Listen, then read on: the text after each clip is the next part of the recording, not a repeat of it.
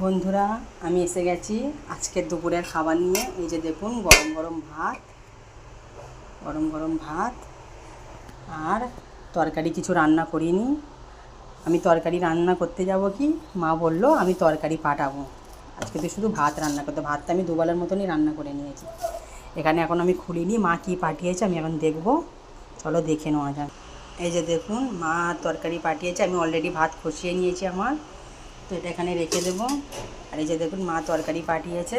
মা তরকারি কী পাঠিয়েছে দেখি। এটা পাঠিয়েছে, এটা পাঠিয়েছে কলিজা আলুর তরকারি। এটা হচ্ছে কলিজা আলুর তরকারি। আচ্ছা, এটা পাঠিয়েছে কি, এটা হচ্ছে চিংড়ি মাছের তরকারি।